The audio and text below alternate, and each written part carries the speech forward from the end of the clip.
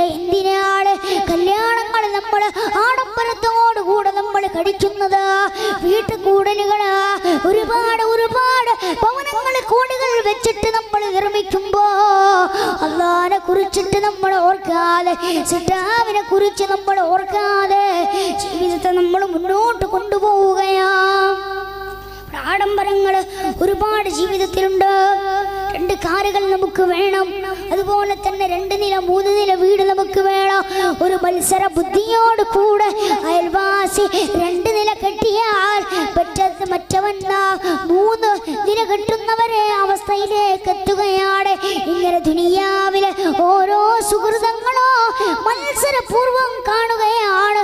അല്ലാഹു കാത്തുരക്ഷിക്കുമാറാകട്ടെ. ദുനിയാവ് നിസ്സാരമാണ്, ഒരു ഈച്ചയെ പോലെ മാത്രമാണ് റബ്ബിന്റെ അടുക്കൽ ദുനിയാവ്. ഈ ദുനിയാവിൽ എങ്ങനെ ജീവിച്ചാലും നമുക്ക് പരലോകത്ത് ഗുണമുണ്ടോ? ബർസഖിയായ ജീവിതത്തിൽ നമുക്ക് ഗുണമുണ്ടോ? അല്ലാഹുവിന്റെ ദർബാറിലേക്ക് കടന്നു ചെല്ലുമ്പോ നമുക്ക് ഗുണമുണ്ടോ? എൻ്റെ പ്രിയപ്പെട്ടവരെ, എൻ്റെ പ്രിയപ്പെട്ട സഹോദരങ്ങളെ, നോക്ക്. ഖബറിലേക്ക് കടന്നു ചെന്ന ആരാണ് കൂട്ടുണ്ടാവുക? ആരാരുമില്ലാത്ത ഖബറിലും നന്മയെ ഉണ്ടാവുകയുള്ളൂ. നാളെ റബ്ബിന്റെ സന്നിധിയിലേക്ക് കടന്നു ചെല്ലുമ്പോ ഒന്നുമില്ലാത്തവരായി കൈമലർത്തേണ്ട ഒരു അവസ്ഥ എന്റെ പങ്കക്ക് വരാൻ പാടില്ല. കരുനാഗപ്പള്ളിയിൽ ഈ പ്രദേശത്ത് ജീവിക്കുന്ന, ഈ പ്രദേശത്തെ ഈ പരിപാടിക്ക് വേണ്ടിയിട്ട് ഒരുമിച്ച് കൂടിയ പെങ്ങളെ, എൻ്റെ യുവാവേ, എൻ്റെ ഉപ്പ, നാളെ എല്ലാവരും ഒരുമിച്ച് കൂടുന്ന ഒരു പരലോകം നമ്മെ കാത്തിരിക്കുന്നുണ്ട്.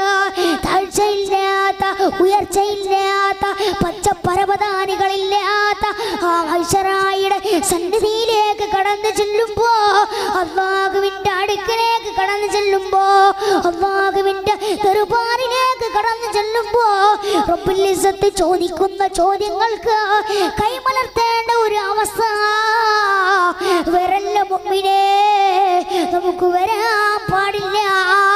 നാളെ നമുക്ക് കാണിച്ചു കൊടുക്കണോ റബ്ബേ, നിന്റെ ആത്മീയമായ മജ്‌ലിസ് ഇവിടെ നടന്നതാണ്. ഇവിടെ അൽ ഫലാഹ് യുവജന ഫെഡറേഷൻ നടത്തിയ മതപ്രഭാഷണ പരിപാടിയിലേക്ക് ഞാൻ കടന്നു വന്നതാണ്. ഇവിടെ ഇരുന്നിട്ട് ഞാൻ എഴുന്നേറ്റ് പോയിട്ടില്ല. ഇവിടെ ഈ ആത്മീയ മജ്‌ലിസില് ഞാൻ അവസാനം വരെ നിലകൊണ്ടു. അത് നിന്റെ പ്രീതി കാംക്ഷിച്ചിട്ടാണ്, നിന്റെ കരുണ കാംക്ഷിച്ചിട്ടാണ്. നിന്നോടുള്ള ഒരു അടുപ്പോ, നിന്നോടുള്ള ഒരു ശുക്ർ നിനക്ക് വേണ്ടിയിട്ടാണ് ഇവിടെ കൂടിയിരുന്നത്. നാളെ നമുക്ക് പറയാൻ സാധിക്കണോ, ഇവിടെ നാട്ടിലൊരു പെണ്ണിന്റെ വിവാഹം നടന്നപ്പോൾ അല്ലാഹുവേ, ഞാൻ ഇതിലേക്ക് സഹായിച്ചിരുന്നു, ഞാൻ ഇതിലേക്ക് സഹകരിച്ചിരുന്നു, ഇതാണ് എൻ്റെ നന്മ. നാളെ അല്ലാഹുവിനോട് പറയാൻ സാധിക്കണോ, നന്മയില്ലാത്തവരായ, ഒന്നുമില്ലാത്തവരായ എങ്ങനെയാ റബ്ബിന്റെ സന്നിധിയിലേക്ക് നമുക്ക് കടന്നു ചെല്ലാൻ പറ്റുക? ആധുനിക നൂറ്റാണ്ടില് ഞാൻ പറഞ്ഞുവല്ലോ, ഫോണെല്ലാം അധികരിച്ചു വരുമ്പോ കുടുംബങ്ങൾ തകരുകയാ, ബന്ധങ്ങളെല്ലാം തകർന്നു പോവുകയാ. റസിയ എന്ന് പറയുന്ന മലപ്പുറത്തുകാരിയായ ഒരു വനിത, ആ റസിയ എന്ന് പറയുന്ന വനിതക്കൊരു കുഞ്ഞുമോനുണ്ട്. തന്റെ ഭർത്താവ് പ്രവാസ ലോകത്തേക്ക് കടന്നു ചെല്ലുന്നതാണ്. ഒരു നേരത്തെ അന്നത്തിന് വേണമെങ്കിൽ പണം വേണം, നാണയം വേണം, പൈസ വേണം. ആ പൈസ ഉണ്ടാക്കാൻ, പണമുണ്ടാക്കാൻ വേണ്ടിയിട്ട് പ്രവാസ ലോകത്തേക്ക് കടന്നു ചെന്ന ആ റസിയ എന്ന് പറയുന്ന പെണ്ണിന്റെ ഭർത്താവ് അവിടുന്ന് വിളിക്കാറുണ്ട്. ഒരിക്കൽ ഈ പെണ്ണ് പറയുന്നു, അല്ലൈക്ക, നിങ്ങൾ പ്രവാസ ലോകത്തേക്ക് നിന്ന് ആരെങ്കിലും കടന്നു വരുന്നുണ്ടെങ്കിൽ ഒരു മൊബൈൽ ഫോൺ അയച്ചു തരണൈക്ക എന്ന് ഭാര്യ പറയുകയാണ്. ദേശത്ത് ജോലി ചെയ്യുന്ന ഈ ഭർത്താവ് ആരോ നാട്ടിലേക്ക് പോകുമ്പോ ഈ സ്മാർട്ട് ഫോൺ കയ്യിലേക്ക് കൊടുത്തു. സ്മാർട്ട് ഫോൺ കയ്യിലേക്ക് കൊടുത്തതോടുകൂടി ജീവിതത്തിന്റെ ഓരോ ഘട്ടങ്ങൾ ഇങ്ങനെ തീർന്നുകൊണ്ടിരിക്കുകയാണ്. മെഴുകുതിരി പോലെ ഈ അരങ്ങേറിക്കൊണ്ടിരിക്കുകയാണ്. എന്തെന്ന് വെച്ചാൽ ഈ സ്മാർട്ട് ഫോൺ കയ്യിലേക്ക് കിട്ടിയതാണ്. പറഞ്ഞു, എന്റെ കോളില്ലാതെ മറ്റൊരു കോള് നീ അറ്റൻഡ് ചെയ്യരുത്. അറിയാത്ത കോളുകൾ വന്നാൽ അറ്റൻഡ് ചെയ്യരുത്. എന്റെ കോളുകൾക്ക് മാത്രം നീ അറ്റൻഡ് ചെയ്യാൻ പാടുള്ളൂ എന്ന് സ്വന്തം ഭാര്യയോട് ഈ ഭർത്താവ് പറയുകയാണ്. തന്റെ വീട്ടിലെ ഓരോ കാര്യങ്ങൾ ഇങ്ങനെ നീങ്ങിക്കൊണ്ടിരിക്കുകയാണ്. വീട് നിർമ്മിക്കേണ്ടതുണ്ട്. മോന് വളർന്നു വരികയാണ്. ഈ വീട് നിർമ്മിക്കുന്നതിനിടയിൽ വീട്ടിലെ ഓരോ ഉപകരണങ്ങൾ ഉണ്ടാക്കാൻ വേണ്ടിയിട്ട് ആശാരിമാര് വീട്ടിലേക്ക് കടന്നു വന്നു. അവരിങ്ങനെ ഓരോ വാതിലുകൾ കട്ടിലും അതുപോലെ തന്നെ ഓരോ കട്ടിലുകളും വാതിൽ കട്ടിലുകളും അതുപോലെ തന്നെ ജനൽപ്പാളികളും ഓരോന്നുണ്ടാക്കുകയാണ്. ഉണ്ടാക്കുമ്പോ ഇവളിങ്ങനെ കടന്നു ചെന്നു. രാവിലെയൊക്കെ ഇങ്ങനെ ചായ കൊണ്ടു കൊടുക്കാറുണ്ട്. സത്യമാണല്ലോ, നമ്മുടെ ഒരു വീട്ടിൽ ഒരാൾ പണിയെടുക്കുമ്പോൾ നമ്മൾ ഓരോന്ന് കൊണ്ടു കൊടുക്കാറുണ്ട്. അവർക്ക് വേണ്ടിയിട്ടുള്ള ഭക്ഷണങ്ങൾ നമ്മൾ കൊടുക്കാറുണ്ട്. എന്നാൽ നമ്മൾ ആലോചിച്ച് നോക്കേണ്ടത്, ഇങ്ങനെ ഈ പെണ്ണ് ഈ ആശാരിയുടെ സവിധത്തിലേക്ക് കടന്നു ചെന്നു. ഈ ആശാരിക്ക് ആദ്യമായി ചായ കൊടുത്തു, പിന്നെ ഉച്ചക്കുള്ള ചോറ് കൊടുത്തു, പിന്നെ വൈകുന്നേരമുള്ള ചായയും കൊടുത്തു. ഇങ്ങനെ 2-3 ദിവസം ഈ പെണ്ണിങ്ങനെ കൊണ്ടു കൊടുക്കാറുണ്ട്. 3-ാമത്തെ ദിവസമായപ്പോ ഈ ആശാരി പെണ്ണിനോടൊന്ന് സൈറ്റ് അടിച്ചു. ഈ ആശാരി പെണ്ണിനോട് ഒന്ന് സൈറ്റ് അടിച്ച്, സുബ്ഹാനല്ലാഹ്, അന്നത്തെ പണ്ടത്തെ പോലെയല്ല. പണ്ടെല്ലാം ഉണ്ടല്ലോ, ആരെങ്കിലും മുമ്പിലേക്ക് കടന്നു ചെല്ലുമ്പോ ഒരു മടി അല്ലെങ്കിൽ ഒരു ബഹുമാനം, അതില്ല. അത് നമ്മുടെ ജീവിതത്തിൽ നിന്ന് എടുത്തു കളഞ്ഞിരിക്കുന്നു. ഈ പെണ്ണ് ആശാരിയുടെ സന്നിധിയിലേക്ക് കടന്നു ചെന്നിട്ട് പിന്നെ ഓരോ പറച്ചിലായി. പിന്നെ അങ്ങോട്ടും ഇങ്ങോട്ടും ഓരോ നമ്പറുകൾ അങ്ങോട്ടും ഇങ്ങോട്ടും സെൻഡ് ചെയ്തു. പിന്നെ വിളിയായി. പിന്നെ പ്രണയകാവ്യങ്ങൾ അങ്ങോട്ടും ഇങ്ങോട്ടും പറയുകയായി. പിന്നെ പ്രണയം, പിന്നെ പ്രേമം എല്ലാം കഴിഞ്ഞ് ജീവിതത്തെ ഇങ്ങനെ മുന്നോട്ട് കൊണ്ടുപോവുകയാണ്. ആലോചിച്ചു നോക്ക്, ഇങ്ങനെ എപ്പോഴും സംസാരിക്കാറുണ്ട്. ഒരിക്കല് വിദേശത്ത് നിന്നതിന്റെ ഭർത്താവ് വിളിച്ചു, ഈ പെണ്ണ് ബിസിയാണ്. പിന്നെയും വിളിച്ചു, പിന്നെയും ബിസിയാണ്. ഇങ്ങനെ നോക്കുകയാണ്. അറിയാതെ ഈ പെണ്ണ് പട്ടണത്തിലേക്ക് കടന്നു ചെല്ലുമ്പോ വീട്ടിലറിയാതെ ഫോൺ വെച്ചിട്ടാണ് പട്ടണത്തിലേക്ക് പോയത്. സാധനം വാങ്ങിക്കാൻ പോയത്, അറിയാതെ പോയതാണ്, മറന്നു വെച്ച് പോയതാണ്.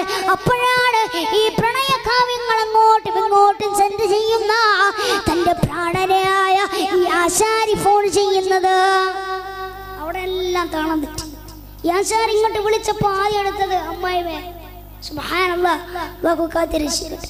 അമ്മായിമ്മ ഫോൺ എടുത്തു. കാര്യങ്ങളൊക്കെ ഇങ്ങനെ ഓരോന്ന് അന്വേഷിച്ചു.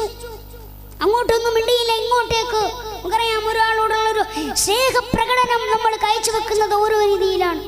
സ്വത്തെ കരളെ മുത്തേ എന്നൊക്കെ വിളിച്ചിട്ട് ആശാരി ഇങ്ങോട്ട് വിളിച്ചപ്പോ അമ്മായിമ്മയായിരുന്നു ഫോൺ എടുത്തത്. നഊദു ബില്ലാഹ്, ഇത്രയും കാലം സ്നേഹിച്ച ഭർത്താവ് വിദേശ രാജ്യത്താണ്. എപ്പോഴും വിളിച്ചാൽ ഫോൺ അറ്റൻഡ് ചെയ്യില്ല. നമ്പർ ബിസിയാണ്. എന്റെ പെങ്ങളെ, എന്റെ യുവാക്കളെ, ഇങ്ങനെ ഓരോ കുടുംബങ്ങള് ഈ പെണ്ണ് പട്ടണങ്ങളിൽ നിന്ന് കടന്നു വരികയാണ്. പെണ്ണിനോട് ചോദിച്ചോ, പെണ്ണിനോട് കാര്യങ്ങളെല്ലാം തിരക്കി. പെണ്ണതാ കടന്നു ചെന്നിട്ട് തന്റെ ഞരമ്പുവിടുന്ന് മുറിച്ചു മാറ്റുകയാണ്. അങ്ങനെ ആത്മഹത്യയിലേക്ക് കടന്നു ചെല്ലുന്ന പെണ്ണിനെ എല്ലാം കൂടി ഹോസ്പിറ്റലിലേക്ക് കൊണ്ടുപോയി. വിദേശ രാജ്യത്ത് നിന്ന് കടന്നു വരുന്ന ഭർത്താവ് ഇത് കേട്ട പാടെ ത്വലാഖ് ചൊല്ലുകയാണ്. ഈ പെണ്ണിനെ ഒഴിവാക്കി, ഈ പെണ്ണിനെ ഒഴിവാക്കി. ഇങ്ങനെ ഒരുപാട് കുടുംബ ബന്ധങ്ങള് തകർന്നു പോവുകയാണ്. എന്റെ പ്രിയപ്പെട്ടവര്, പ്രവാസ ലോകങ്ങള് ഇന്ന് കല്യാണം കഴിക്കാൻ പോവുകയാണ്. മുട്ടായി കൊടുക്കുന്ന ഒരു ചടങ്ങല്ല ഇവിടെ ഉണ്ടാകുമെന്ന് ഞാൻ കരുതുന്നു. എന്നൊന്ന് ആലോചിച്ച് നോക്ക്. ഒരു പെണ്ണിനെ കാണാൻ പോയിട്ട് നമ്മള് മുട്ടായി കൊടുക്കുക, ചടങ്ങ് ഇവിടെ ഉണ്ട്, ഇവിടെ ഉണ്ട്, ഇവിടെ ഉണ്ട്, ഇല്ല. നിശ്ചയം അങ്ങനെയൊന്നുമില്ല. ഉണ്ട്, നിശ്ചയത്തിന് പോയാൽ മതി. എന്നാല് അങ്ങനെ കടന്നു ചെന്നാലും നമ്മുടെ അവിടെയൊക്കെ ഉണ്ട്. പെണ്ണൊക്കെ കണ്ടിട്ട് പിന്നെ ഒരു മുട്ടായി കൊടുക്കല. ചെറുക്കൻ പോകില്ല, ചെറുക്കൻ്റെ വീട്ടുകാരും. ഇതൊക്കെ ഒരു ചടങ്ങ് നമ്മളവിടെയൊക്കെ ഉണ്ട്. ഇവിടെ ഉണ്ടോ എന്ന് എനിക്കറിയില്ല. ഇവിടെ ഇല്ല എന്നാ പറഞ്ഞത്. എന്തായാലും നമ്മൾ നിശ്ചയത്തിലേക്ക് നമ്മളൊന്ന് കടന്നു ചെന്നാല് ആദ്യം എടുത്തിട്ട് തന്റെ താൻ കെട്ടാൻ പോകുന്ന തന്റെ പെണ്ണിന് ആദ്യം നമ്മൾ സമ്മാനമായി കൊടുക്കുക സ്മാർട്ട് ഫോണാണ്. ആദ്യം നമ്മൾ കൊടുക്കുക സ്മാർട്ട് ഫോണാണ്. പണ്ടെല്ലാം ഉണ്ടായിരുന്ന ഒരു വള, അല്ലെങ്കിൽ ഒരു മോതിരം, അല്ലെങ്കിൽ എന്തെങ്കിലും ഒരു മാല നമ്മുടെ സമ്മാനമായിട്ട് നടക്കണം. ഇന്ന് സ്മാർട്ട് ഫോൺ കയ്യിലേക്ക് കൊടുക്കുന്നു. പിന്നെ അവർക്ക് കല്യാണം കഴിച്ചിട്ടൊന്നും പറയാണ്ടാവും. അതാണ് കുടുംബത്തിലെ ഏറ്റവും വലിയ തകർച്ച. നടിച്ചോക്ക്, പിന്നെ അവർക്കൊന്നും പറയാനുണ്ടാകൂല, പിന്നെ അവർക്ക് പറയാനേ ഉണ്ടാവൂല. കാരണം ഇതെല്ലാം കഴിഞ്ഞു. പിന്നെ കല്യാണം കഴിഞ്ഞ രാത്രിയിലോ അല്ലെങ്കിൽ പിറ്റെന്നോ വരുന്നു പോകുന്നു, ഇതെല്ലാം ഉണ്ടാകും. പിന്നെ ഒന്നും അങ്ങോട്ടും ഇങ്ങോട്ടും സംസാരിക്കുന്നത്. ഇങ്ങനെയാണ് ജീവിതത്തിൽ, ഇങ്ങനെയാണ് ഓരോ കുടുംബങ്ങളും ഇങ്ങനെ തകർന്നു പോകുന്നത്. ആലോചിച്ച് നോക്കേണ്ടത്. ഇവിടെ നാം പറഞ്ഞു വരുന്നത് ഇങ്ങനെ ബന്ധങ്ങൾ നശിപ്പിക്കുകയാണ്. ബന്ധങ്ങൾ ഇങ്ങനെ ആധുനിക സജ്ജീകരണങ്ങൾ കൊണ്ട് ബന്ധങ്ങൾ ഇങ്ങനെ നശിപ്പിച്ചു പോവുകയാണ്. എൻ്റെ ഉമ്മ ആലോചിച്ചു നോക്ക്. 10ാം ക്ലാസ് കഴിഞ്ഞാൽ നിനക്ക് സ്മാർട്ട് ഫോൺ വാങ്ങിത്തരാം. എന്തിനാണ് ഒരു പെണ്ണ് അല്ലെങ്കിൽ ഒരു യുവാവ്, നമ്മുടെ മക്കൾ 10ാം ക്ലാസ് കഴിഞ്ഞാൽ നമ്മൾ സ്മാർട്ട് ഫോൺ കൊടുക്കും? ഇന്നലെ ഇവിടുത്തെ നടപ്പ് മനുഷ്യ നോക്ക്. പണ്ടെല്ലാം സൈക്കിളുകളായിരുന്നു മക്കൾക്ക് വേണ്ടത്. ഇന്ന് സ്മാർട്ട് ഫോൺ, ടച്ച് ഇല്ലാത്ത ഫോൺ തന്റെ മക്കൾക്ക് പാടില്ല എന്ന് മാതാപിതാക്കൾ വരുത്തി വെക്കുകയാണ് ജീവിതത്തിൽ. നമുക്ക് കാത്തിരക്ഷിക്കട്ടെ, നമുക്ക് കാത്തിരക്ഷിക്കട്ടെ. ഒരുപാട് ഈ യുവാക്കള്, ചെറിയ 10ഉം 15ഉം വയസ്സുള്ള കുട്ടികൾ, 16ഉം 17ഉം വയസ്സുള്ള കുട്ടികൾ അശ്ലീലമായ ചിത്രങ്ങളും അശ്ലീലമായ ഫോട്ടോകളും കണ്ടുകൊണ്ടിരിക്കുമ്പോ 14കാരനായ ചെറുപ്പക്കാരനായ 14കാരനായ കുഞ്ഞുമോനല്ലേ കാസർഗോട്ടില് 14കാരനായ കുഞ്ഞുമോൻ വീട്ടിലേക്ക് കടന്നു വരുമ്പോ എപ്പോഴും കഞ്ചാവ് കഴിച്ചിട്ടാണ്, കഞ്ചാവ് വലിച്ചിട്ടാണ് കടന്നു വരാറ്, ലഹരിയിലാണ് കടന്നു വരാറ്. ഇത് 16കാരന്റെ കഥയല്ലേ എന്റെ പ്രിയപ്പെട്ടവരെ? ഇത് 18കാരന്റെ കഥയല്ലേ എന്റെ പ്രിയപ്പെട്ടവരെ? 20കാരന്റെ കഥയല്ലേ എന്റെ പ്രിയപ്പെട്ടവരെ? എട്ടും പൊട്ടും തിരിയാൻ സമയമായില്ല. പ്രായപൂർത്തിയാകാത്ത 13കാരന്റെ 14കാരന്റെ തന്റെ മദ്യം കഴിച്ചിട്ട്, അതായത് കഞ്ചാവ് വലിച്ചിട്ട് വീട്ടിലേക്ക് കടന്നു വരുന്ന 14കാരന് ഉമ്മാരെ വ്യഭിചരിച്ചെങ്കില് നാളെ നമ്മുടെ മക്കളുടെ ചിന്ത അതുമായേക്കാ. ഒന്നാകുവേ കാത്തിരക്ഷിക്കണേ റബ്ബേ, ഒന്നാകുവേ കാത്തിരക്ഷിക്കണേ തമ്പുരാനെ. ഇങ്ങനെ അധപതനത്തിലേക്ക് നമ്മുടെ മക്കൾ കടന്നു ചെല്ലുകയാണ്. ആലോചിച്ച് നോക്കണ്ട പ്രിയപ്പെട്ടവരെ, ആലോചിച്ച് നോക്കണ്ട ഉമ്മ. ഇങ്ങനെ മക്കൾ ഇങ്ങനെ ഓരോ തലങ്ങളിലേക്ക് വഴിതെറ്റി പോകുമ്പോ വൃദ്ധസദനങ്ങളിലേക്ക് നമ്മെ കൊണ്ടുപോയാക്കുന്നു. ആർക്കാ സ്നേഹമുള്ളത്? ഏത് മോനാണ്, മോളാകട്ടെ മകളാകട്ടെ മകനാകട്ടെ, ആർക്കാണ് ഇന്ന് സ്നേഹമുള്ളത്? ഉമ്മയോടൊന്ന് കുസൃതിയുടെ വാക്കുകൾ പറഞ്ഞിട്ട് എത്ര കാലമായി. സ്മാർട്ട് ഫോൺ വന്നതോടുകൂടെ സ്നേഹമില്ലാതെയായി. തന്റെ മക്കളിൽ സ്നേഹമില്ല, ഭാര്യമാരിൽ സ്നേഹമില്ല, ഭർത്താക്കന്മാരിൽ സ്നേഹമില്ല. സ്മാർട്ട് ഫോൺ വന്നതോടുകൂടെ ജോലി കഴിഞ്ഞ പിന്നെ വാട്സപ്പില്ല. വീട്ടിലേക്കൊന്ന് കടന്നു വന്നിട്ട് കുഞ്ഞു പെങ്ങളോടൊന്ന് സ്നേഹത്തിന്റെ വാക്കുകൾ പറയാൻ നമുക്ക് കഴിയാതെ വന്നുപോയി. ഉമ്മ എന്നൊന്ന് വിളിക്കാൻ നമുക്ക് കഴിയാതെ വന്നുപോയി.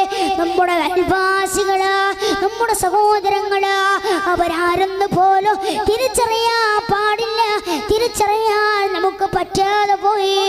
അയൽവാസിക്ക് ക്യാൻസർ ആയാൽ, അയൽവാസിക്ക് ബ്രെയിൻ ട്യൂമർ ആയാൽ, അയൽവാസിക്ക് മാരകമായ രോഗങ്ങൾ പിടിപെട്ടാൽ, പെങ്ങളെ എന്റെ സുഹൃത്തേ, നമ്മൾ അറിയുന്നതോ അത് വാട്സപ്പ് വഴിയാ, അത് ഫേസ്ബുക്ക് വഴിയാ. തൊട്ടടുത്തുള്ള അയൽവാസി അപകടത്തിൽപ്പെട്ടാൽ പോലും നമ്മൾ വാട്സപ്പിലാണ് അറിയുന്നത്, ഫേസ്ബുക്കിലാണ് അറിയുന്നത്. അങ്ങോട്ടും ഇങ്ങോട്ടും സംസാരമില്ലാതെ പൗരാവൃതരായിട്ട് ജീവിതം നമ്മൾ മുന്നോട്ട് കൊണ്ടുപോകുമ്പോ പെങ്ങളെ, ഞാൻ പറഞ്ഞു വരുന്നത് ഇങ്ങനെയല്ല. ആധുനിക സജ്ജീകരണങ്ങൾ നമ്മുടെ ഇടയിലേക്ക് കടന്നു വരുമ്പോ രാവിലെ ഒന്ന് എഴുന്നേറ്റ അസ്സലാമു അലൈക്കും ഒന്ന് നമ്മളൊന്ന് സലാം പറയലാണ്. അല്ലാതെ അങ്ങോട്ടും ഇങ്ങോട്ടും നമ്മൾ ഓരോന്നോരോന്ന് സെൻഡ് ചെയ്യലല്ല. നന്മക്ക് വേണ്ടിയിട്ട് സോഷ്യൽ മീഡിയ നമുക്ക് ഉപയോഗിക്കാം, തിന്മക്ക് വേണ്ടിയിട്ട് നമ്മൾ ഉപയോഗിക്കാൻ പാടില്ല. അല്ലാഹു കാത്തിരക്ഷിക്കട്ടെ. റഹ്മാനായ റബ്ബ് കാത്തിരക്ഷിക്കുമാറാകട്ടെ. തിന്മക്ക് ഇത് ഉപയോഗിക്കാൻ പാടില്ല. നന്മക്ക് വേണ്ടിയിട്ട് നമുക്ക് ഉപയോഗിക്കാം. നമ്മുടെ ബന്ധുക്കള്, അതുപോലെ തന്നെ സഹോദരന്മാര് സഹോദരിമാരൊക്കെ ഉണ്ടാകും. അവർക്കൊക്കെ നമ്മൾ നല്ല നല്ല സന്ദേശങ്ങൾ, നല്ല നല്ല കാര്യങ്ങൾ, രാവിലെ എഴുന്നേൽക്കുമ്പോ ഇന്നത് ചെല്ലണം, കിടന്നുറങ്ങുമ്പോ ഇന്നത് ചെല്ലണം, ഇങ്ങനെ ഓരോന്നും അവർക്ക് ഇങ്ങനെ പറഞ്ഞു കൊടുക്കണം. അങ്ങനെ നന്മയുടെ വഴിയിലൂടെ നമുക്കിങ്ങനെ ഈ സോഷ്യൽ മീഡിയയെ നമുക്ക് മുന്നോട്ട് കൊണ്ടുപോകാം. അല്ലാഹു തൗഫീഖ് നൽകുമാറാകട്ടെ. അതിനെല്ലാം നമുക്ക് വളരെയധികം ഉപകാരമാണ്. റബ്ബുൽ ഇസ്സത്ത് റഹ്മാനായ റബ്ബ് നമ്മുടെ മക്കളെ അല്ലാഹു കാത്തിരക്ഷിക്കട്ടെ, കാത്തിരക്ഷിക്കുമാറാകട്ടെ. ഇങ്ങനെ ഒരുപാട് സജ്ജീകരണങ്ങൾ നമ്മുടെ ഇടയിലൂടെ ഒന്നതും അതുപോലെ തന്നെ ഇങ്ങനെ ജീവിതം നമ്മൾ വെറുതെ മുന്നോട്ട് കൊണ്ടുപോകും. എന്ത് കാര്യമാണ് ഇത്? നമ്മൾ ഒരു മെസ്സേജ് അങ്ങോട്ടും ഇങ്ങോട്ടും അയച്ചു, അങ്ങോട്ടും ഇങ്ങോട്ടും ചാറ്റ് ചെയ്തു, അങ്ങോട്ടും ഇങ്ങോട്ടും ഓരോ സന്ദേശങ്ങൾ. എന്ത് കാര്യമാണ് ഇതിന്റെ ഒരു കൂലി അല്ലാഹു സുബ്ഹാനഹു തആല നൽകില്ല. നാളെ ഇതിന്റെ സവാബ് നാളെ നമ്മെ കാത്തിരിക്കുന്നുണ്ട്. അല്ലാഹു സുബ്ഹാനഹു തആല കാത്തിരക്ഷിക്കട്ടെ. രുചി നോക്ക്, ഇത് നമ്മൾ ഓരോ ജീവിതത്തിൽ ചെയ്തിട്ട് ഒരു കാര്യമില്ല. നിസ്കാരമില്ലാതെ നമ്മുടെ ജീവിതത്തെ കൊണ്ടുപോയിട്ട് എന്ത് കാര്യമാണ്? ദിക്റില്ലാതെ ജീവിതത്തെ മുന്നോട്ട് കൊണ്ടുപോയിട്ട് എന്ത് കാര്യമാണ്? സ്വലാത്തില്ലാതെ ജീവിതത്തെ മുന്നോട്ട് കൊണ്ടുപോയിട്ട് എന്ത് കാര്യമാണ്? തന്റെ അടുക്കലൂടെ പോകുന്ന സുന്ദരിയായ പെണ്ണിനെ കണ്ടാൽ ഇവന് ആഗ്രഹം പ്രകടിപ്പിക്കലാണ്, ഇവനൊന്ന് സൈറ്റടിക്കലാണ്. സുബ്ഹാനല്ലാഹ്, അല്ലാഹു കാത്തിരക്ഷിക്കട്ടെ. പെണ്ണ് മുന്നിലൂടെ പോയാൽ ആ പെണ്ണിനെ പോലും വിടാൻ പറ്റാത്ത കാര്യമാ തന്നെയാണ്. പീഡിക കൊലായിൽ എന്നിട്ട് പരദൂഷണം പറയാം, പീഡിക കൊലായിൽ എന്നിട്ട് ഏഷണി പറയാ. അവൻ ഇങ്ങനെയാണ്, അവന് ഓരോ തരങ്ങളിലാണ്. മറ്റുള്ളവനെ കുറ്റം പറഞ്ഞിട്ട് അവിടെ ചെന്നിട്ട് അവന്റെ കുറ്റമോ മറ്റടുത്തവന്റെ അടുത്ത് ചെന്നിട്ട് ആദ്യം പറഞ്ഞവന്റെ കുറ്റവും പറഞ്ഞിട്ട് രണ്ട് തോണിയിൽ കാലിടുന്ന ഒരു അവസ്ഥ. രണ്ട് തോണിയിൽ കാലിടും. അവിടെ ചെന്നിട്ട് ഈ കാര്യം അങ്ങോട്ടും പറയാ, അവിടെ ചെന്നിട്ട് അവൻ പറയുന്നത് ഇങ്ങോട്ടും പറയും. അങ്ങോട്ടും ഇങ്ങോട്ടും ചതി ചെയ്യുന്ന, അങ്ങോട്ടും ഇങ്ങോട്ടും മേശടിയും പരദൂഷണവും പറയുന്ന ആളുകളെ അല്ലാഹു സുബ്ഹാനഹു തആല നരകത്തിലിട്ട് കത്തിക്കുമേ. അല്ലാഹു കാത്തിരക്ഷിക്കുമാറാകട്ടെ, അല്ലാഹു കാത്തിരക്ഷിക്കട്ടെ. നോക്ക്, നന്മയില്ലാതെ ജീവിതം നമുക്ക് മുന്നോട്ട് കൊണ്ടുപോയിട്ട് ഒരു കാര്യമില്ല. നമ്മൾ പറയാറുണ്ട്, റബ്ബിനെ നമ്മൾ വിളിക്കാറുണ്ട്. ഇവിടെ നമ്മൾ നന്മ ചെയ്തിട്ട് ദിക്റുകൾ ചൊല്ലിയിട്ട് റബ്ബിനോട് ചോദിച്ചാൽ അല്ലാഹു തരുന്നതാണ്. നിങ്ങൾ എന്നോട് ചോദിക്കുക, ഞാൻ നിങ്ങൾക്ക് ഉത്തരം നൽകാം. നിങ്ങൾ എന്നോട് ചോദിക്കുക. ഇതാണ് റബ്ബുൽ ഇസ്സത്ത് പറഞ്ഞത്, അല്ലാഹു സുബ്ഹാനഹു തആല പറഞ്ഞത്. റബ്ബിലേക്ക് ഒരു ചാണെടുത്താൽ അല്ലാഹു ഒരു മുഴം ഇങ്ങോട്ട് അടുക്കുന്നത്. ഇത്രയും കരുണ, ഇത്രയും സ്നേഹമുള്ള റബ്ബിനെ മറന്നുകൊണ്ട് ജീവിതത്തെ നമ്മൾ മുന്നോട്ട് കൊണ്ടുപോവുകയാ. നോക്കന്റെ പ്രിയപ്പെട്ടവരെ, മഹാനായ അല്ലാഹുവിന്റെ റസൂൽ സല്ലല്ലാഹു അലൈഹി വസല്ലമ തങ്ങളുടെ ജീവിതവും ഇത് തന്നെയായിരുന്നു. മുസ്തഫ നബി തങ്ങളുടെ മകള് ഫാത്തിമത്ത് സഹറ റളിയല്ലാഹു തആല അൻഹയുടെ ജീവിതത്തിൽ ഒരുപാട് വേവനാദികളും പരിവട്ടങ്ങളും ഉണ്ടായിരുന്നു. ഫാത്തിമ ബീവിയോട് അലിയാർ തങ്ങൾ പറഞ്ഞു, അല്ല ഫാത്തിമ, ഒരു ബടനെ, അതായത് ജോലി ചെയ്യാൻ പറ്റിയ ഒരു അടിമയെ നിനക്കൊന്ന് റസൂലുള്ളാഹിനോട് തരാൻ പറഞ്ഞൂടെ? റസൂലിന്റെ സവിധത്തിലേക്ക് കടന്നു ചെന്നു. നബിതങ്ങൾ ചോദിച്ചു, എന്തിനാ ഫാത്തിമ നീ കടന്നു വന്നത്? ഫാത്തിമ ബീവി പറയുന്നു, ഇല്ല ഉപ്പ, ഞാൻ വെറുതെ കടന്നു വന്നതാണ്. എനിക്ക് ഒന്നും പറയാൻ കഴിയാതെ വരികയാണ് ഫാത്തിമ ബീവിക്ക്. ഫാത്തിമ ബീവി അതാ അവിടുന്ന് തിരിച്ചു പോവുകയാണ്. രാത്രിയുടെ യാമങ്ങളില് ഫാത്തിമ ബീവിയുടെ വീട്ടിലേക്ക് കടന്നു വരികയാണ്. റസൂല് വാതിലിങ്ങനെ മുട്ടി, ആരാന്നറിയില്ല. ഫാത്തിമാനോട് പറയുന്നു, ഫാത്തിമ, ജീവിതത്തില് പ്രയാസങ്ങൾ ഉണ്ടാകും, വേവനാദികൾ ഉണ്ടാകും ഫാത്തിമ. അതുകൊണ്ട് ഇല്ലേ എല്ലാ നിസ്കാര ശേഷമോ എല്ലാ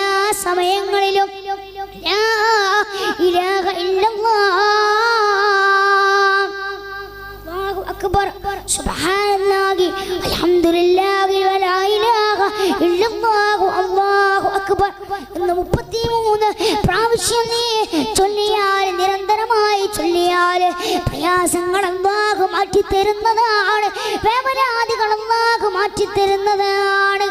ഫാത്തിമ ബീവിയോട് പറയുകയാണ്, ജീവിതം ഇങ്ങനെ കൊണ്ടുപോയിരുന്നു. വളരെ ത്യാഗത്തോടുകൂടെ, വളരെ വിഷമത്തോടുകൂടെ വിശന്നിട്ട് തന്റെ വയറ്റത്ത് 2 കല്ല് വെച്ച് കെട്ടിയ അല്ലാഹുവിന്റെ റസൂൽ സല്ലല്ലാഹു അലൈഹി വസല്ലമ തങ്ങള് പാതിരാത്രി ഇങ്ങനെ വിശന്നിട്ട് കടന്നു ചെല്ലുകയാണ്. ആരാന്നറിയുന്നില്ല. 2 പേര് കടന്നു വരുന്നുണ്ട്. അല്ലാഹുവിന്റെ റസൂൽ ചോദിച്ചു, ആരാ? ഞാനാണ് ഉമറ, ഞാൻ അബൂബക്കറ.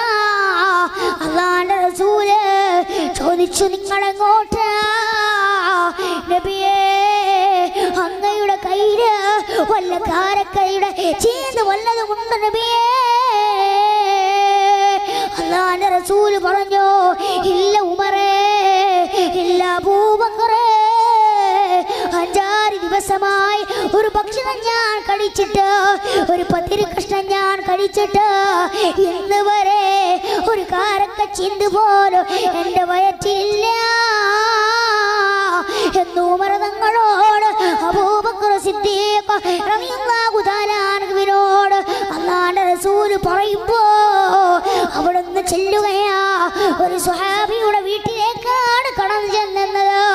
സ്വഹാബിയത വെള്ളം കോരിയിട്ട് വീട്ടിലേക്ക് വരുമ്പോ, ആരാ? ഈ ലോകം തന്നെ സൃഷ്ടിക്കാൻ കാരണദൂതനായ അല്ലാഹുവിന്റെ റസൂൽ സല്ലല്ലാഹു അലൈഹി വസല്ലമ തങ്ങള് എന്റെ വീട്ടിലോ മാത്രമല്ല, ഇസ്ലാമിന്റെ 1-ാമത്തെ ഖലീഫ അബൂബക്കർ ഉണ്ടല്ലോ, 2-ാമത്തെ ഖലീഫ ഉമർ തങ്ങളും ഉണ്ടല്ലോ, ഇവരെന്റെ വീട്ടിലോ എന്ന് വല്ലാത്ത സന്തോഷത്തോടുകൂടെ സ്വഹാബി വീട്ടിലേക്ക് കടന്നു ചെല്ലുകയാണ്.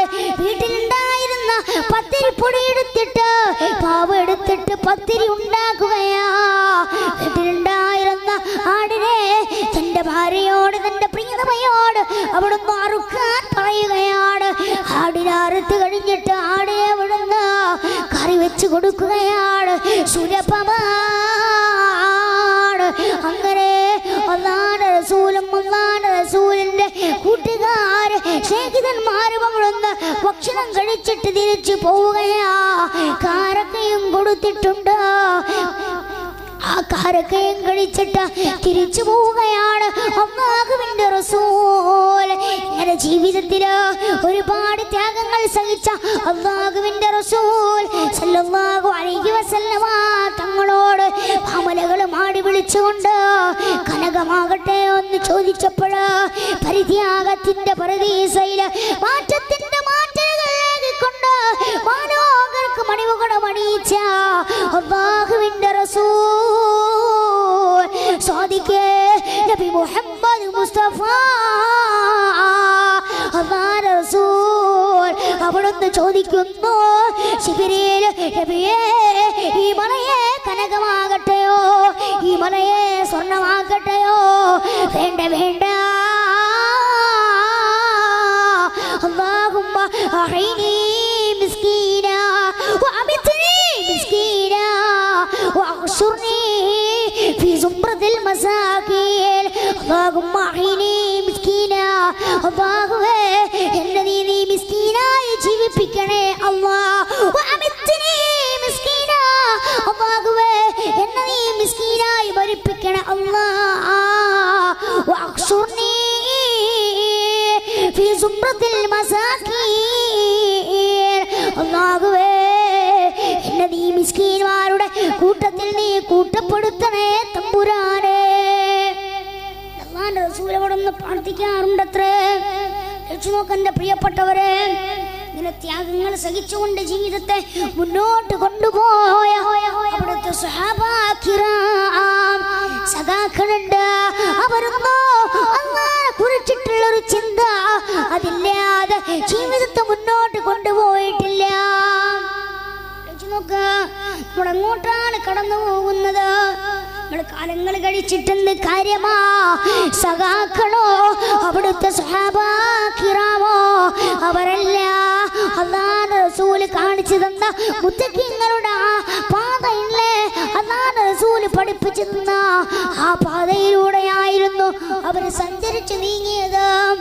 നബിയേ കടലിലേക്ക് കടന്നു ചെല്ലുകയാണെങ്കിൽ നബിയേ അങ്ങയോടൊപ്പം ഞങ്ങളുമുണ്ട് നബിയേ,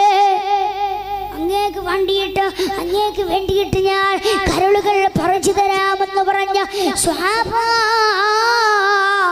അല്ലാഹുവിന്റെ റസൂൽ സല്ലല്ലാഹു അലൈഹി വസല്ലമ തങ്ങൾ തന്റെ സന്നിധിയിൽ ഇരിക്കുമ്പോൾ അവർക്ക് ഇങ്ങനെ ഹദീസ് ഇങ്ങനെ ഓതി കൊടുക്കുകയാണ്, ഒരുപാട് പാഠങ്ങൾ ഇങ്ങനെ പഠിപ്പിച്ചു കൊടുക്കുകയാണ്. അവരെല്ലാം നല്ല ജീവിതം മുന്നോട്ട് കൊണ്ടുപോയവരാ. റസൂൽ ചോദിച്ചു, ഇന്നാരാണ് രോഗിയെ സന്ദർശിച്ചത്? തന്റെ സമിതത്തിൽ നിന്ന് ഒരാൾ കൈപൊക്കിയിട്ട് പറയുന്നു, നബിയേ ഞാനിന്ന് ഒരു രോഗിയെ സന്ദർശിച്ചിട്ടുണ്ട് നബിയേ. രണ്ടാമതായിട്ട് ആരാണ് എന്റെ പ്രിയപ്പെട്ടവരെ? അബൂബക്കർ സിദ്ദീഖ്. രണ്ടാമതായിട്ട് അല്ലാഹുവിന്റെ റസൂൽ ചോദിച്ചു, ആരാണ് ഇന്ന് വ്രതമനുഷ്ഠിച്ചത്? അവിടുന്നും കൈവന്ദിക്കുന്നു. എല്ലാ സ്വഹാബികളും അങ്ങോട്ടും ഇങ്ങോട്ടും നോക്കിക്കൊണ്ടിരിക്കുമ്പോ ഒരാളുടെ കൈ മാത്രം അതാ പൊന്തിയിരിക്കുന്നു, ഒരാൾ മാത്രം അതാ കൈപൊക്കിയിരിക്കുന്നു. ആരാ? ഇസ്ലാമിന്റെ ഒന്നാമത്തെ ഖലീഫ അബൂബക്കർ സിദ്ദീഖ് റളിയല്ലാഹു തആല അൻഹു. പിന്നെയും അല്ലാഹുവിന്റെ റസൂൽ ചോദിക്കുന്നു, ഇന്നാരാ ദിനത്തിൽ നിന്ന് പാവപ്പെട്ടവരെ സഹായിച്ചതാരാ?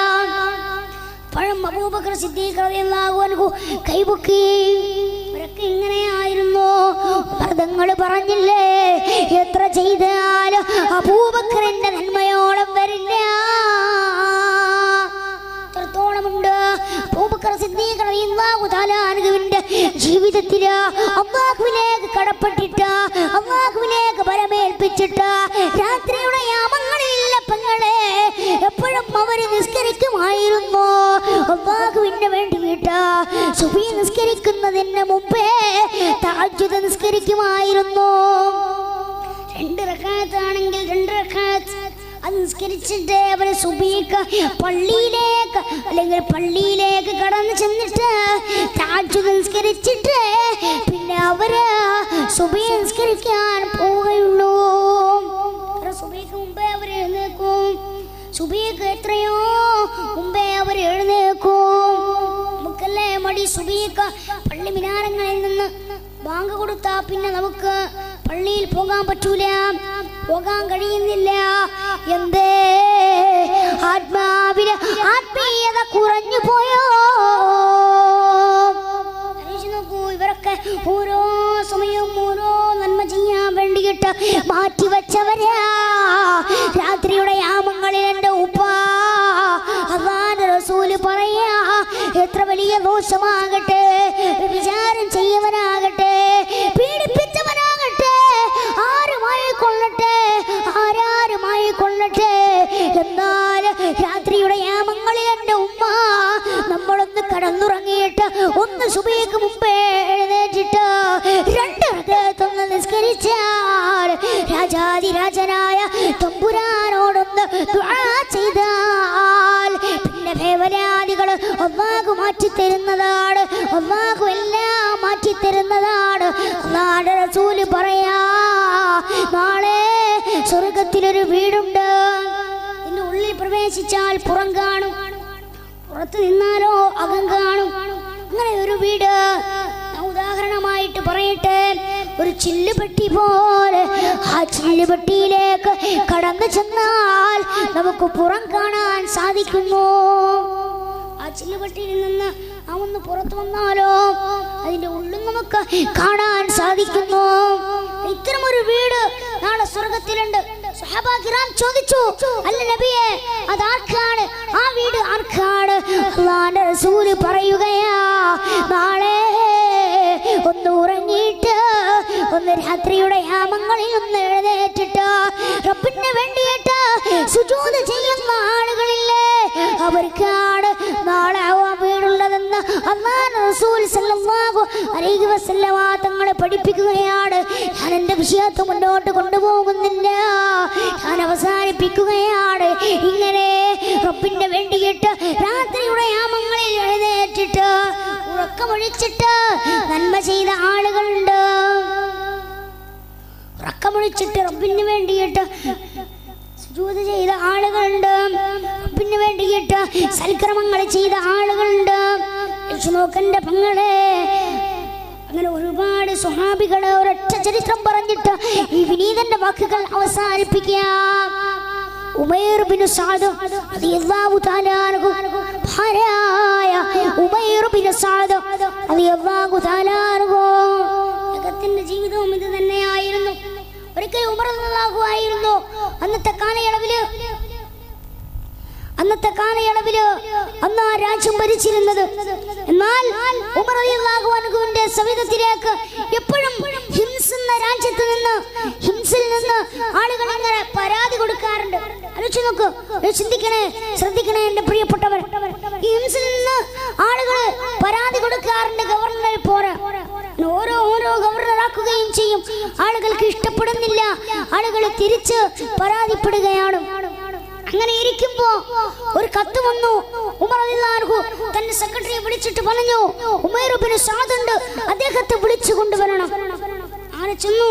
അദ്ദേഹം പേർഷ്യയിലാണല്ലോ ഉമർ തങ്ങളെ എന്ന് ചോദിച്ചപ്പോ തങ്ങൾ പറഞ്ഞു, ഒരു എഴുത്ത് എഴുതുക, ഈ എഴുത്ത് കിട്ടിയാലുടൻ മദീനയിലേക്ക് വരാൻ വേണ്ടിയിട്ട് പറയണമെന്ന് ഉമർ റളിയല്ലാഹു അൻഹു തന്റെ പ്രൈവറ്റ് സെക്രട്ടറിയായ അദ്ദേഹത്തോട് പറയുകയാണ്. അദ്ദേഹം നേരെ പേർഷ്യയിലേക്ക് കടന്നു ചെന്നു. അവിടെ പോരാട്ടമാണ്. അവിടുത്തെ പടർക്കളത്തിൽ അങ്ങോട്ടും ഇങ്ങോട്ടും പോരാടുന്ന ഉമൈർ ബിൻ സഅദിന്റെ സവിധത്തിലേക്ക് ചെന്നിട്ട് ഈ കത്ത് കൊടുത്തു. ഉമൈർ തിരിച്ച് മദീനയിലേക്ക് കടന്നു വരികയാണ്. ഞാൻ വരണോ എന്ന് ചോദിച്ചു. അപ്പൊ അവര് പറഞ്ഞു, വരണം, ഉമർ തങ്ങൾ പറഞ്ഞതല്ലേ. അങ്ങനെ തിരിച്ച് മദീനയിലേക്ക് കടന്നു വരുന്ന ഉമൈർ ബിൻ സഅദിന്റെ ചരിത്രം നമ്മളൊന്ന് ആലോചിച്ച് നോക്കേണ്ടതുണ്ട്. ഉമൈർ കടന്നു വരികയാണ്. അല്ലാഹുവിന്റെ റസൂലിന്റെ സ്നേഹിതനായ ഉമർ ഇബ്നുൽ ഖത്താബ് റളിയല്ലാഹു തആല അൻഹുവിനോട് എന്തിനാണെന്ന് ചോദിച്ചു. ഉമർ തങ്ങൾ പറഞ്ഞു, ഉമൈറേ, ഹിംസെന്ന രാജ്യത്ത്, ഹിംസെന്ന പട്ടണത്തില് ഗവർണറില്ല. അതുകൊണ്ട് ഉമൈറേ, നീ വേഗം ഹിംസെന്ന രാജ്യത്തിലേക്ക് കടന്നു ചെല്ലേണ്ടതുണ്ട്. അവിടെ ചെന്നിട്ട് ഗവർണർ ആകേണ്ടതുണ്ട് ഉമൈറേ. ഉമൈർ പറയുകയാണ്, ഇല്ല ഖത്താബേ, ഇല്ല ഉമർ തങ്ങളെ, എന്നേക്കാൾ യോഗ്യതയേറിയ എത്രയോ ആളുകളുണ്ട്. പിന്നെ എന്തിനാ ഞാൻ കടന്നു ചെല്ലുന്നത്, പിന്നെ എന്തിനാ ഞാൻ പോകുന്നതെന്ന് ഉമർ ഇബ്നുൽ ഖത്താബ് റളിയല്ലാഹു തആല അൻഹുവിനോട് ചോദിക്കുകയാണ്. തങ്ങൾ പറയുന്നു, ഹിംസിലെ അവസ്ഥ നിനക്കറിയില്ലേ, അതുകൊണ്ട് നീ നേരെ ഹിംസിലേക്ക് കടന്നു ചെല്ലണേ. മൃതങ്ങളുടെ വാക്ക് കേട്ടിട്ട് ഹിംസിലേക്ക് കടന്നു ചെല്ലുകയാണ്. ഹിംസിലേക്ക് കടന്നു ചെല്ലുകയോ, ഇവിടെ ആളുകളെ ഇങ്ങനെ വിളിച്ചു കൂട്ടി. പിന്നെ ഒരു പ്രസംഗമായിരുന്നു. കാരണം ഗവർണറുടെ അടുക്കൽ നിന്ന് ഒരുപാട് പാളിച്ചകൾ വരും. ആ പാളിച്ച നികത്തേണ്ടത് അത് ജനങ്ങളാണ്. ജനങ്ങൾക്ക് വേണ്ട സേവനങ്ങൾ അത് ഇങ്ങോട്ട് ചോദിക്കുക, അവിടുന്ന് പറഞ്ഞാൽ മതി, ഞാൻ ചെയ്തു തരാമെന്ന് ഹിംസിലേക്ക് കടന്നു ചെന്നിട്ട് ഉമൈർ ബിൻ സഅദ് റളിയല്ലാഹു തആല അൻഹു പറയുകയാണ്. കാലങ്ങൾ കഴിഞ്ഞു, ഹിംസിൽ നിന്ന് പരാതിയില്ല, ഹിംസിൽ നിന്ന് അവിടുന്ന് അന്വേഷണമോ ഇല്ല. ഹിംസിൽ നിന്ന് കാലാകാലം വരുന്ന ഒരു സംഖ്യ ഉണ്ടായിരുന്നു. അവിടെ ഇങ്ങനെ നികുതി പിരിച്ച ഒരു സംഖ്യ എപ്പോഴും മദീനയിലേക്ക് കടന്നു വരാറുണ്ടായിരുന്നു. പക്ഷേ ദിവസങ്ങൾ കഴിഞ്ഞിട്ടോ മാസങ്ങളും കഴിഞ്ഞിട്ടോ ഹിംസിൽ നിന്ന് ഒരു തുക പോലും ഈ മദീനയിലേക്ക് ബൈത്തുൽ മാലിലേക്ക് കടന്നു വന്നിട്ടേ ഇല്ല. അന്ന് ഒരു കത്ത് എഴുതുകയാണ്. കത്തെഴുതി ഉടനെ മദീനയിലേക്ക് വരാൻ പറഞ്ഞു.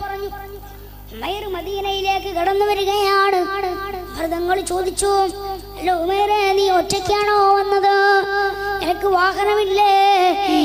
തങ്ങളെ, എനിക്ക് വാഹനമില്ല. ഗവൺമെന്റിന്റെ വാഹനമോ അതൊന്നുമില്ല. ഞാൻ നടന്നുകൊണ്ടാണ് മദീനയുടെ മണൽത്തരയിലേക്ക് ഞാൻ കടന്നു വന്നത് എന്ന് ഉമർ തങ്ങളോട് ഉമൈർ ഇബ്നു സാദ് റളിയല്ലാഹു തആല അൻഹു പറയുകയാണ്. തങ്ങൾ ഇങ്ങനെ ചോദിച്ചു, എന്താ ഹിംസിലെ വിശേഷങ്ങള്? ഹിംസിൽ നിന്ന് എപ്പോഴും എത്താറുള്ള ഈ തുക എത്തിയിട്ടില്ലല്ലോ, എന്തേ എത്താത്തത്? അവിടുന്ന് ഉമൈർ റളിയല്ലാഹു തആല അൻഹു പറയുന്നു, തങ്ങളെ, ഞാൻ കടന്നു ചെല്ലുകയായിരുന്നു. എത്രയോ പാവപ്പെട്ടവരെയാ, എത്രയോ ഒരു നേരത്തെ അന്നം കിട്ടാതെ എന്റെ പേരില് അവിടുന്ന് അങ്ങോട്ടും ഇങ്ങോട്ടും കഷ്ടപ്പാട് സഹിക്കുകയാണ്. എല്ലായിടത്തു നിന്നും പിരിക്കുന്ന നികുതിയില്ലേ, എല്ലായിടത്തും നിന്നും പിരിക്കുന്ന ഈ ദീനാറുകളില്ലേ, അത് സ്വരൂപിച്ചിട്ട് പാവപ്പെട്ടവർക്ക് എപ്പോഴും ഭക്ഷണങ്ങൾ എത്തിച്ചു നൽകാറുണ്ട്. അതുകൊണ്ടാണ് തങ്ങളെ ഹിംസിൽ നിന്ന് എപ്പോഴും ഈ തുക ദീനാറുകൾ ബൈത്തുൽ മാലിലേക്ക് കടന്നു വരാത്തത് എന്ന് ഉമൈർ ഇബ്നു സാദ് റളിയല്ലാഹു തആല അൻഹു അവിടുന്ന് ഉമർ തങ്ങൾ ഉമർ ഇബ്നുൽ ഖത്താബ് റളിയല്ലാഹു തആല അൻഹുവിനോട് പറയുകയാണ്. തിരിച്ചു പോകാൻ പറയുമ്പോ മൃതങ്ങളോട് പറയുന്നു, ഉമൈർ, മൃതങ്ങളെ, ഞാനൊരു കാര്യം പറയാ, തള്ളിക്കളയാൻ പാടില്ല. എന്തെന്ന് വെച്ചാൽ എനിക്ക് ഹിംസിലേക്ക് പോകണ്ട, എനിക്ക് കുടുംബമൊത്ത് അവിടുന്ന് താമസിക്കേണ്ടതുണ്ട്. മൃതങ്ങൾ പറഞ്ഞു, അല്ല, ഹിംസിലെ അവസ്ഥ നിനക്കറിയില്ലേ, അതുകൊണ്ട് നീ ഹിംസിലേക്ക് കടന്നു ചെല്ലണം. ഇല്ല ഉമർ തങ്ങളെ, എനിക്ക് കടന്നു പോകാൻ പറ്റൂല. കാരണം എന്തറിയോ, എനിക്ക് എൻ്റെ കുടുംബമൊത്തിട്ട് എനിക്കൊന്ന് ജീവിക്കണം, എൻ്റെ കുടുംബമൊത്തിട്ട് എനിക്കൊന്ന് ജീവിതം ആസ്വദിക്കണം. അങ്ങനെ സമ്മതിച്ചു. വേഗം പിന്നെ വീട്ടിലേക്ക് കടന്നു ചെന്നു.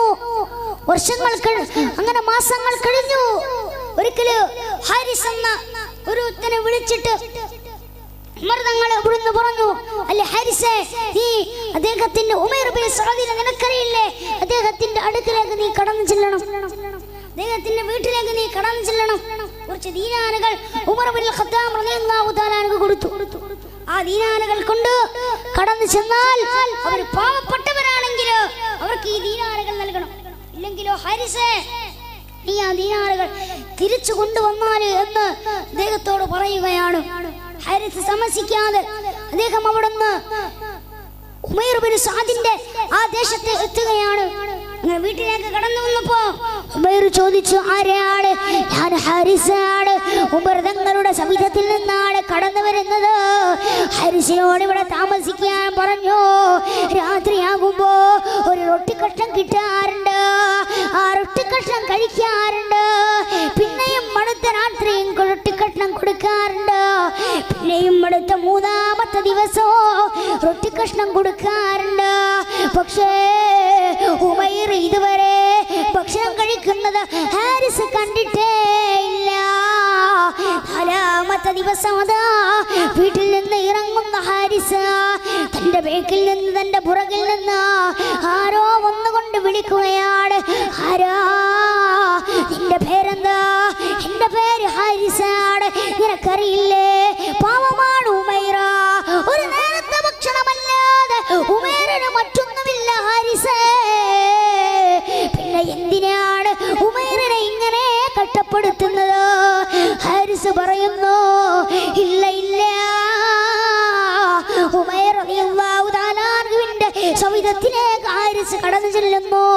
ഉമൈർ തങ്ങളോട് പറയുകയാണ്, ഇല്ല ഉമൈർ തങ്ങളെ, ഞാൻ ഇവിടുന്ന് പോവുകയാണ്, തിരിച്ചു പെട്ടെന്ന് എത്തേണ്ടതുണ്ട്.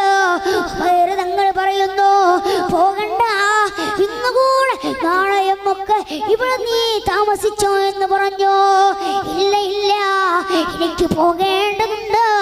ഹാരിസ് അവിടുന്ന് കടന്നു ചെല്ലുമ്പോ വല്ലാത്ത ജീവിതം തന്നെയാണ്.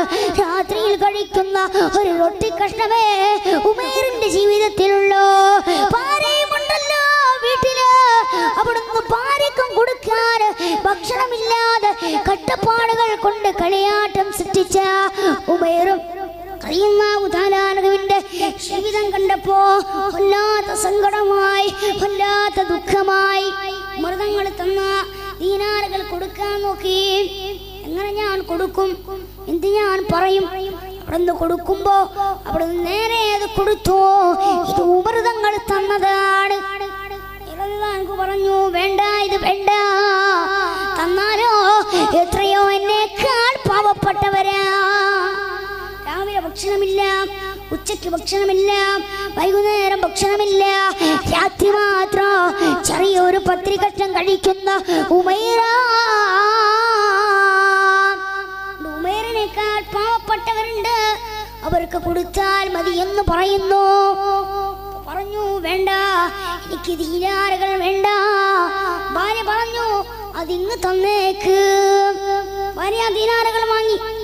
അങ്ങനെ ഹാരിസ് എന്ന അദ്ദേഹം തിരിച്ച് മദീനയിലേക്ക് പുറപ്പെട്ടു. അങ്ങനെ ഉമർ തങ്ങൾ ചോദിച്ചു, ഹാരിസേ, ഉമൈറിന്റെ ജീവിതം എങ്ങനെയുണ്ട്? അവിടുന്ന് പറഞ്ഞു, ഉമൈറിന്റെ ജീവിതം വല്ലാത്ത കഷ്ടപ്പാടുകളാണ്, വല്ലാതെ വേവലാതിയാണ്. ഞാൻ തന്നെ 3 ദിവസം ഞാൻ അവിടെ നിന്നു. മരുതങ്ങളെ ഒരു റൊട്ടി കഷ്ണം ഞാൻ കഴിച്ചിട്ടുണ്ട്, പക്ഷേ ഉമൈർ കഴിക്കുന്നത് ഞാൻ കണ്ടിട്ടില്ല.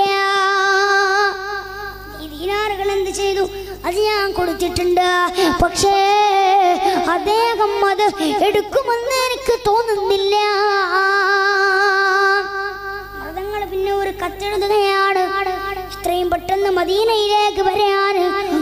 തങ്ങൾ തിരിച്ച് മദീനയിലേക്ക് കടന്നു വരികയാണ്. നിനക്ക് തന്ന ദീനാറുകൾ എന്ത് ചെയ്തു? ഉമർതങ്ങളോട് പറയുന്നു, അല്ല ഉമർതങ്ങളെ, നിങ്ങൾ എനിക്ക് ദീനാറുകൾ നൽകി, പിന്നെ അത് എന്റേതായി, പിന്നെ എന്തിനാണ് അതിനെ കുറിച്ചിട്ട് അങ്ങേക്ക് എന്ത് അറിയാനാ? മൃതങ്ങൾ പറഞ്ഞു, അപ്പൊ അങ്ങനെ പറഞ്ഞാ പറ്റില്ല, പറയണോ? നിനക്ക് നൽകിയ ദീനാറുകൾ നീ എന്ത് ചെയ്തു എന്ന് ഉമൈറിനോട് ചോദിക്കുകയാണ്. ഉമൈർ പറയുന്നു, ഞാൻ എന്താണ് ചെയ്തതെന്ന് അറിയുമോ? എന്നേക്കാൾ പാവപ്പെട്ടവരായ ആളുകൾ എൻ്റെ ദേശത്തുണ്ട്, എൻ്റെ ഗ്രാമത്തുണ്ട്. ഒരു നേരത്തെ ഭക്ഷണം കഴിക്കാൻ പോലും വകയില്ലാത്തവർ, ദാരിദ്ര്യം കൊണ്ട് കളിയാട്ടം സൃഷ്ടിച്ച ആളുകളുണ്ട്. ഒരുപാട് പാവപ്പെട്ടവരുണ്ട്. അതുകൊണ്ട് അവർക്ക് ഞാൻ കൊണ്ടുകൊടുത്തു, വീതം വെച്ചു. തിരിച്ചു വീട്ടിലേക്ക് ഞാൻ കടന്നു വന്നപ്പോ ഒരു ദീനാറ് പോലും എന്റെ കയ്യിലില്ല. ഉമർ പറയുകയാണ്. ഉമർ തങ്ങൾ പറഞ്ഞു, 2 കഴുതകൾക്ക് ചുമക്കാൻ പറ്റുന്ന ധാന്യങ്ങൾ ഞാൻ തരാം, അതോടൊപ്പം 2-3 വസ്ത്രങ്ങളും തരാം. പറഞ്ഞു വേണ്ട, എന്റെ ഉമറേ, എനിക്ക് വേണ്ട. കാരണം എന്റെ വീട്ടില് 2 സാ ഇനിയും ധാന്യം കിടക്കുന്നുണ്ട്, അതുകൊണ്ട് എനിക്ക് ഒന്നുമേ വേണ്ട. ദരിദ്രമായിരുന്ന ജീവിതം, പക്ഷേ അല്ലാഹുവിനെ കുറിച്ച് ഓർക്കാനും ധനത്തിൽ നിന്ന് മറ്റുള്ളവരെ സഹായിക്കാനും ഉമൈർ അതിനായി വ്രതങ്ങൾ ഇങ്ങനെ ഭക്ഷണം അവിടുന്ന് ധാന്യങ്ങൾ കൊടുത്തു, വാങ്ങിയില്ല. വസ്ത്രങ്ങൾ കൊടുത്തു, വാങ്ങിയില്ല. അങ്ങനെ കൊടുത്തിട്ട് സമ്മതിപ്പിച്ചു. ഉമൈർ പറഞ്ഞു, വ്രതങ്ങളെ താങ്കൾ പറഞ്ഞതുകൊണ്ട് എനിക്കൊരു വസ്ത്രം മതി. കാരണം എന്തെന്ന് വെച്ചാൽ എൻ്റെ ഭാര്യയുടെ വസ്ത്രം കീറി പറഞ്ഞതാണ്, അതുകൊണ്ട് എനിക്കൊരു വസ്ത്രം മാത്രം മതി എന്ന് പറഞ്ഞിട്ട് ആ വസ്ത്രവും വാങ്ങിയിട്ട് തൻ്റെ ദേശത്തേക്ക് മടങ്ങുകയാണ്. കാലം കണ്ട സ്വഹാബിയ ആത്മീയത കൊണ്ട് അല്ലാഹുവിനെ കുറിച്ചിട്ടല്ലാതെ ഒരു ചിന്ത ഉമൈറിന്റെ ജീവിതത്തിൽ ഇല്ലായിരുന്നു. സിതാവിനെ കുറിച്ചിട്ടല്ലാത്ത ഒരു ചിന്ത ഉമൈറിന്റെ ജീവിതത്തിൽ ഇല്ലായിരുന്നു. എപ്പോഴും ദിക്റുകളാണ്, എപ്പോഴും അല്ലാഹുവിന് വേണ്ടിയിട്ടാണ്. ആഡംബരങ്ങളില്ലാതെ ജീവിതത്തെ മുന്നോട്ട് കൊണ്ടുപോയ ഉമൈർ ബിൻ സഅദിന്റെ ചരിത്രം നമുക്ക് പാഠമാണ് എൻ്റെ പ്രിയപ്പെട്ട പെങ്ങളെ. സ്വഹാബികൾ കാണിച്ചു തന്ന ആ മുത്തഖീങ്ങളുടെ പാത ജീവിതത്തിൽ നമ്മൾ കൊണ്ടുവരണം. റബ്ബുൽ ഇസ്സത്ത് അതിന് തൗഫീഖ് നൽകുമാറാകട്ടെ.